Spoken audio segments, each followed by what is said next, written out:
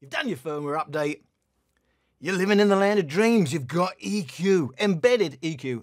Let's just go over the difference between having EQ in the app and the difference between having EQ as a third-party software with 15 different bands that you can mess about with. The difference is, in the app, so far on every app that I've tried, the EQ is embedded into the firmware. It is designed to play with the speaker. When you're using normally third-party software as an equalizer, you're going to find you're losing some volume. Why would they do that? Well, that's because they don't know where all the peaks are on the particular speaker that you're using.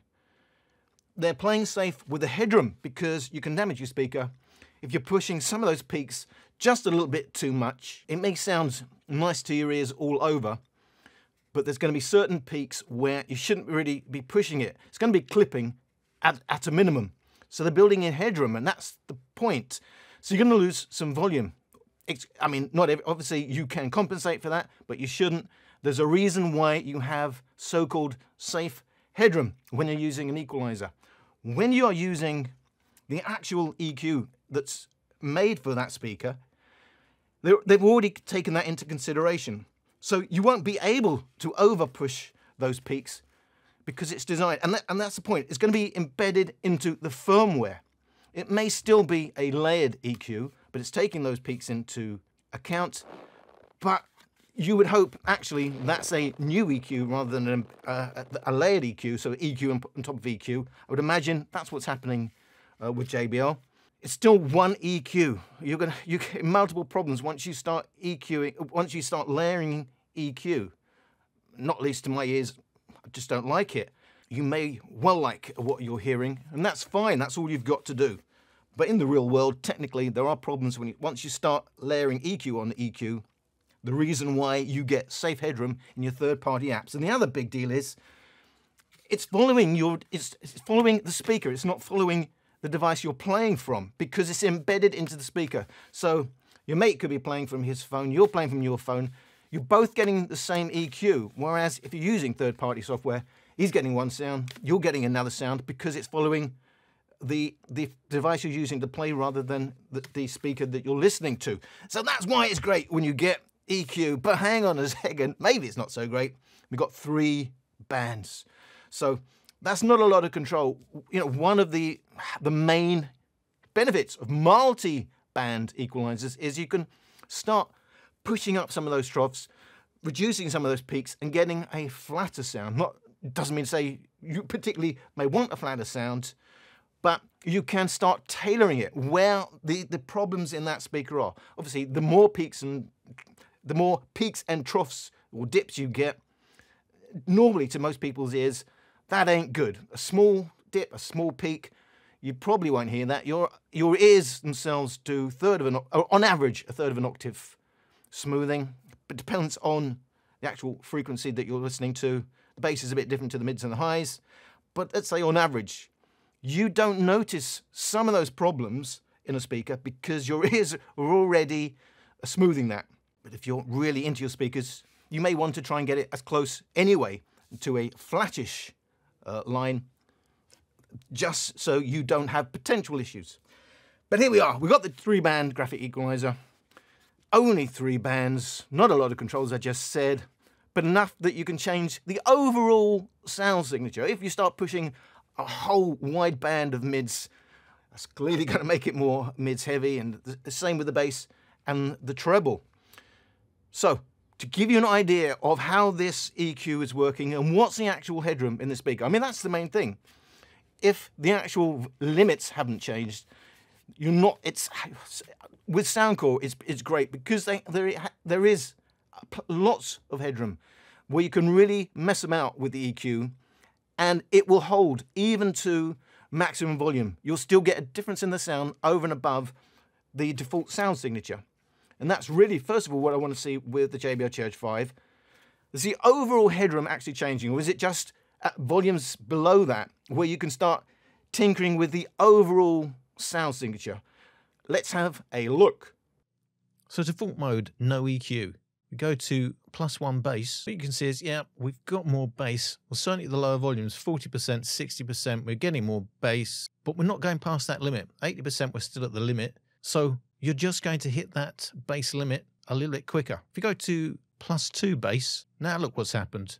We're now hitting the bass limit at 60%. So you do get more bass at lower volumes, but the headroom's not there. You're simply hitting the bass limit quicker. And if you look really closely, you'll see there's a tiny bit of adjustment. Let's look at the mids. Default, there's more mids than +2 bass. So some slight adjustment elsewhere in the frequency response to somehow make it sound a little bit more bass heavy because the actual bass limit is still in place.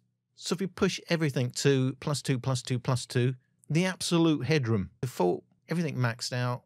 And as you can see, the only real headroom is in the mids, but you're still going to hit your bass max at now 60%, and even the treble is maxing. You're not getting any more treble even with +2, maybe a fraction. You've got a bass limit percent and maximum volume. You'll get no more in the treble than you will get on default mode. Just to show you, it really is a bass limit. 80% volume, default, +2 bass and +1 all overlaid. It's basically the same. There's fractions of a difference in the bass. Again, overlaying everything, all the 3 sliders maxed out. It's just the mids where you got a little bit of headroom, and even then, you go around 3 kHz, you're actually losing a smidgen there so that they get a bit more in the mids. That make it sound slightly louder. Maximum volume again, default mode, overlaid with +2 bass and +1 bass. You got no more bass, but if you look, there's some fiddling going on in the mids. But if you look at mids reduction from the dark blue, then the light blue, and then the green, you can see it's reducing a tiny bit the mids to give a bit more bass heavy sound. So we've got 3 bands, and these are wide bands. Just how much of the frequency response does it affect? +1 in the bass, you can see it's basically hinging around the 1 kHz, and then gradually a bit more, till you get the biggest increase there in its bass peak around 75 Hz. The mids from 150 Hz all the way up to about 5 kHz. These are wide band equalizers, but yes, it is mids where it's being affected. Centering again on the 1 kHz mark. And then the treble, again, hinging on that 1 kHz mark, most around 10 kHz and above. So you can't really flatten out the sound because there's a balance there already, albeit with peaks at around 1 kHz, 6 kHz and above. And those peaks are where you're going to get the most increase when you start messing with the sliders. We already said 6% the bass limit. If you start messing with the sliders, here we are, +1, the mids and the highs to give a more bass heavy sound, but it keeps the overall sound signature. So having said, can't really smooth out the frequency response, but you can change the frequency response to your liking. And I found a lot of volumes I'm kind of liking maxing out that bass, making it sound a bit more full-bodied. I'm going for a bit more of a V shape, pushing the highs a bit more, +1, because if I start messing with the mids, it's only going to give me a bit more of a mids peak. It's not going to fill out the mids in any way. So yes, it's a bit V-shaped. And then at higher volumes, as we've already hit a bass limit at 60%, and relatively, you're going to get more mids and highs now as you go up the volume scale, just to keep a little bit more of that V-shaped balance. I'm pulling down on the mids -1. So I'm still +2 on the bass, because I get a fraction more. Pulling down the mids, which is the green line, leaving the highs as they are. When I did the EQ testing of the JBL Extreme 3, there was a lot of relative, in the way Sony do it, there's a lot of relative band changes. So you may be pushing up the bass +2, but it doesn't have headroom for the bass. So what it does is it reduces the mids and highs. So what you hear is an overall more bass heavy sound, but it's not an equalizer. That's an algorithm. And all you've done is change the sound signature. You haven't boosted in any way the actual bass. However, the Charge 5 seems to be a nicer equalizer. It doesn't seem to be doing heavy relative changes. It seems to be doing some subtle relative changes. But basically, it's doing what it says on the box. If going +2 on the bass, it will go +2 on the bass up until it hits its bass limit. And then it would just carry on as it is. Slight dips in the mids, but nothing like the Extreme 3. So that to me was a pleasant surprise. But the point about this equalizer is you start going +2, the bass or the mids or the highs or something, you're getting a lot more volume. So you're getting instant gratification. Is one of the issues when you're trying to judge an EQ like that. the louder a sound goes, the more dynamic and pleasing it will sound to your ears. That's why a lot of us like to blast our music. Other people say, I don't listen that loud, I just listen very, very softly. And that's fine. But one reason why we like to go louder is it simply gets more dynamic. The sensitivity of your head, of your ears in your brain to frequencies change as you got the volumes to go. You become much more sensitive to small changes in bass at louder volumes than at smaller volumes, which is why we often argue for bass adjustment, or in the old days, a loudness button. And so what I'm trying to say is, of course, if you start pushing any of those sliders, it will instantly sound better because it's gone louder. But if you, in a long listening session where you're just gradually fine-tuning it to the loudness that your ears want and the environment wants at that time, the differences will not be like that. And therefore, going to play some comparisons, and they are normalized. Oh, don't normalize, we hate it when you normalize, blah, blah, blah, blah, blah. I'm normalizing because I believe in it, because it's the only way, certainly in a quick A/B, to hear the differences, the actual real differences in what you've done with the EQ, after you've got rid of the differences in loudness. Because in a quick A/B, loudness is always going to trump anything else. I can play the same speaker, but I play one track 60%, the other track 68% or whatever. The 68, you're automatically going to say, oh, that sounds a lot better. I mean, the EQ on that, well, it's because it's louder, it's more dynamic, it's more pleasing to your ears. Therefore, I believe in normalizing. No matter what it says, it's my channel, as always says, I'll do what I want, that's what I want, until it gets to the loudness testing. So, here's some comparisons. First of all, around 50% in default mode. And then what I'm looking for a bit of a V shape. Me, personally, I'm not saying these are the best settings in any way, shape, or form. This isn't a best settings comparison. This is showing you how much difference you can make, how you can tailor the sound. At lower volumes, I'm thinking, I do want a bit more of a V shape. That's why we get bass adjustment at low volumes. So I'm going +2 bass, 0 mids, +1 on the treble. It's a bit more V-shaped. But just listen to the differences. They are normalized.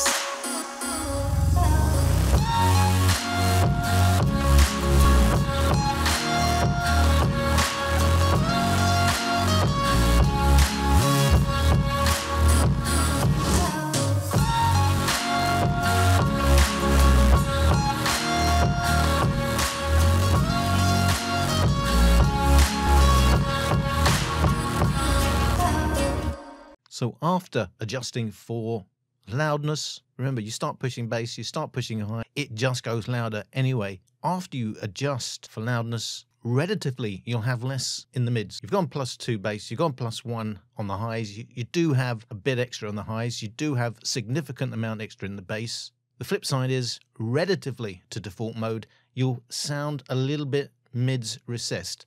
Not a terrible thing, because it already has a bit of a peak there at 1 kHz. Maybe a bit too heavy, bass heavy for you.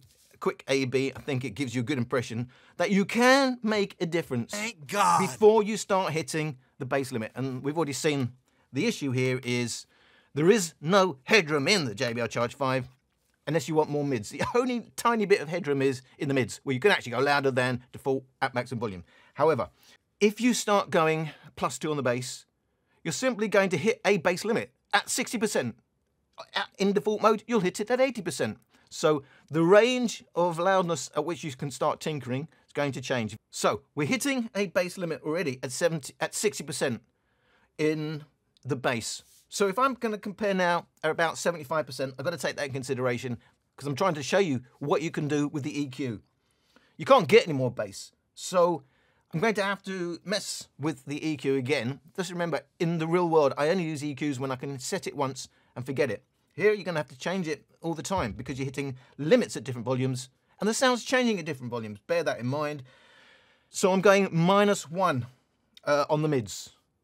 I'm trying to keep the V shape a little bit, so I've got to start going to the mids now because I can't get any more out of the bass. However, you will find, because I'm pulling a bit away from the mids, there's a little bit more headroom. You'll get a tad more in the bass now than you would if you didn't pull down the mids. I will also compare it to the same EQ I did at 50%, and of course against default mode, 75% comparison.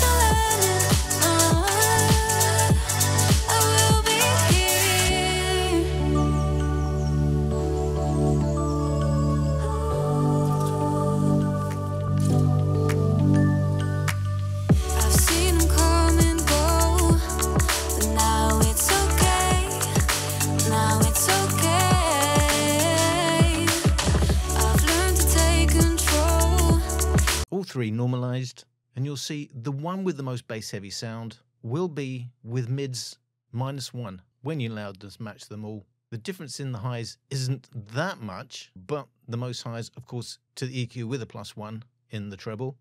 As always, the biggest differences are in the mids, and by going -1 in the mids, we get a more bass heavy sound, which we're not getting, even though we're +2 also on the bass when we've gone +1 on the treble. But the result of that is the same bass as you get with default mode, because we're past the 60% mark where bass actually starts limiting. So if you still want a bass heavy sound, reducing mids is the way to go. So hopefully you get an idea now that it's going to be very specific to volumes you play at. If you're going to try and now tailor it a little bit more to your ears and what you find as a pleasing sound, because it changes all the way up. The default sound changes all the way up, and because of the bass limit on this thing, the way you can mess with the EQ will change. So you're going to do a lot of messing in the EQ to really tailor that, because we've only got 3 bands and we have no actual headroom. So what is the actual headroom? Let's do the full-on, balls-on test. 100% default against +2 bass, -1 mids, and 0 treble. Look left, look right, yeah, come with a hook right. Hook right, hook right, hook right. Make all the man them look twice. I'm way up, stood high, but I've been in the field like Suge Knight, and they know this took time. This what a legacy look like.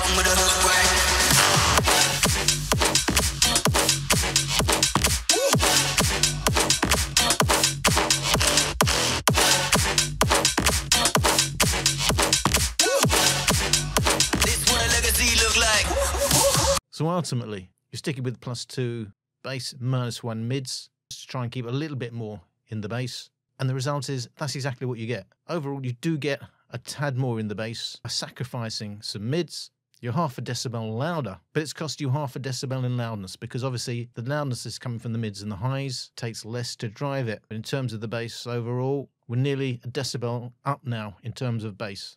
The highs almost identical, but you've lost a decibel and a half in the mids by going -1. And there you have it. There's no free lunch. You can have a bit more bass at maximum volume, or you can have a bit more loudness. Obviously, the loudness really from these speakers really comes from mids and the highs. Less of the amp to push it. The more you have to push, the more you're pushing the bass, or the more bass it gives you. It's not going to go as loud because it's eating up more of the amp that would otherwise be going to the mids and highs, and they're really easy to drive comparatively. So you can get more bass out of it at maximum volume, as you can see, but you'll lose some volume. And hopefully I'm giving you an idea of how you will have to tinker with that EQ to get the same thing at different loudness volumes. So to keep getting a little bit more bass than you would if you were just in default mode, does require playing with the mids and the highs. Then it will give a little bit more to the bass, but not much, just a little bit. It's about the old tinkering. So where are we with the JBL Charge 5? Finally, 48 years later, we've got EQ. We've got 3 bands. Maybe in another 14 years, we'll have 4 bands. Who knows? Maybe they'll employ another software engineer and they'll work out how to do with the JBL Charge 5 what you're already doing with third-party software. You're already using 8, 10, 15 band sliders. What is the issue with JBL that they can't do that on their own, using their own firmware? They have to give you 3 bands. Bit dodgy, isn't it? Where I am personally is, well, 1 EQ that works, that I don't have to keep tinkering with. Quite honestly, I'm simply at +1 on bass, 0 on the mids, 0 on the highs. +2 is a little bit too bass heavy on a longer listen. Obviously, you're not really getting on these quick A/B comparisons what you're going to be liking on a long listen. That's the problem with A/B comparisons. It's instant gratification, and it's very easy to skew the result. Not on my channel, because I balance them very carefully, but certainly elsewhere. They're not doing what I'm doing, and it's easy to get the wrong impression from a speaker simply because they're not properly loudness matched, and indeed probably not properly recorded either. Anyway, the point is, personally, I'm at now I'm leaving it at +1. I like it. I prefer it. There's a little bit more bass. I'm not losing anything elsewhere. And I know I'm going to hit the limit at about 70% volume, and well, that's okay. That's okay. It's almost where it would have been before, and I can set it and forget it. So hopefully you got enough out of this video to understand the limits of that EQ and how you can make it work for yourself. Hope you enjoyed this video, and I hope to see you in another video. I ain't about that life. I ain't about that life.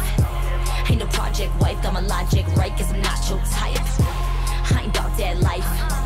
I ain't about that life. Sorry, ma, I ain't get it right. I'ma just live my life. I ain't about that. I ain't about that life.